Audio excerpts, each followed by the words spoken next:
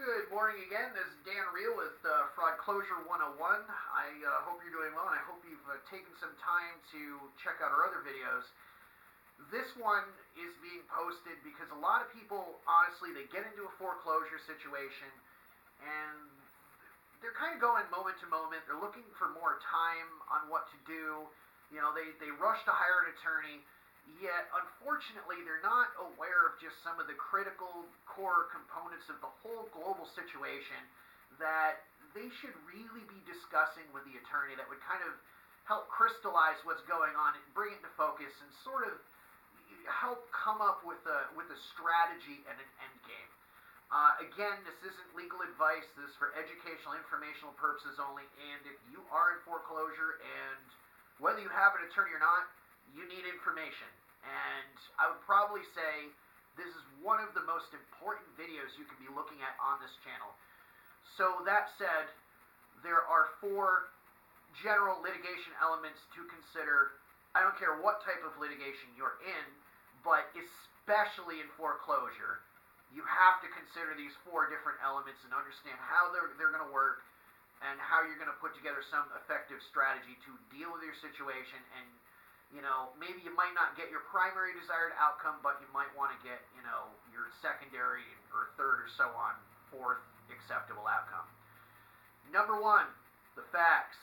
One thing I have to say here, you cannot change the facts. Neither can the plaintiff change the facts. The facts are the facts, no matter whether you want them to be or not, no matter whether the plaintiff would want them to be different or not. And trust me, I've seen attorneys in court on both sides try to make the facts different because they want them to be different, and it just isn't so. It just doesn't happen. So, number 1, first and foremost, do not be afraid to know the facts. You know, relentlessly pursue them. Make sure they're accurate. Verify, verify, verify, because the facts set up the other 3 critical elements to consider. Number 2, the procedure. Make sure you and your attorney know exactly how the procedure for your particular case, whether it's foreclosure or otherwise, is going to work. Now, this is important because if you don't know the procedure, you aren't prepared fundamentally for what's going to happen down the road. Say, for example, the foreclosure's progressed and you hire some guy that he may do real estate closings, but he's never done a procedure. He's never done a foreclosure before. So he's looking at a situation where you've hired him, the pleadings have already proceeded, and they filed a motion for strict foreclosure, and everybody's shocked and in awe at the fact that 5 days before the hearing on the motion for strict foreclosure, you haven't even received the affidavit of debt or the appraisal yet, or the bill of costs.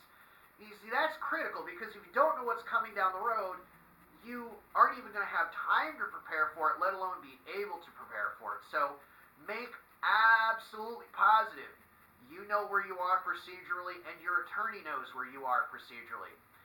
Number 3, the law. You want to make sure absolutely that you are considering the law that applies to the case and the situation.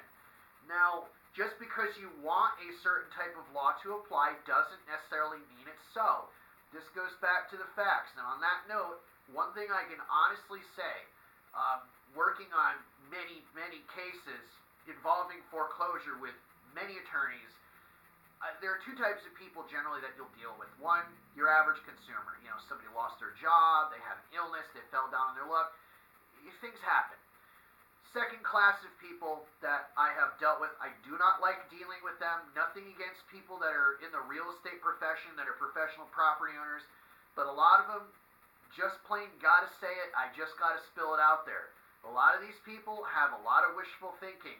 They want average consumer protection law to apply.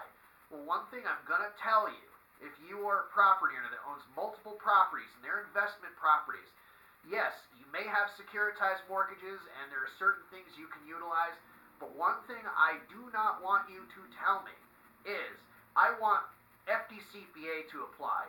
I want the Real Estate Settlement Act procedures to apply beyond the basic, the basics of it. I don't want you to come to me and talk about the Fair Credit Reporting Act. unless you actually have facts that apply to it.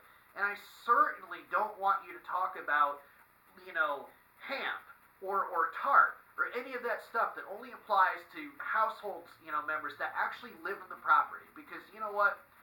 If that's the way you're going to deal with it, you're not considering the law, you're not considering the facts, and quite frankly, you should have foreseen this situation happening if that's the way you did things. So, that aside, my rant on that is completely over, and this brings us into the fourth rant, which is the politics. You absolutely have to consider the politics of the situation.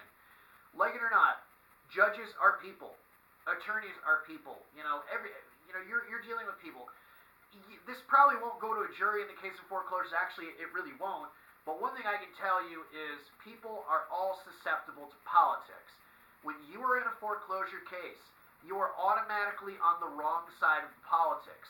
You are in a position where you are set up to be the deadbeat who does not pay his bills. And if you allow that to take over, you don't get to the more important questions like who has standing, who has the right to assert this claim. Are these affidavits of debt really truly accurate? Did the lender engage in, bad faith conduct that would make the unclean hands doctrine apply? So, if you're not aware of the politics are going to take over. And all four of these, by the way, you have to take them head on, because if you don't, rest assured the bank absolutely will. Questions, comments, send us an email, headlinecopy@gmail.com. Make sure you watch the other videos, take your notes, do your homework, talk to an attorney, and hope you do well, and let us know how we're doing. Until later, take it easy.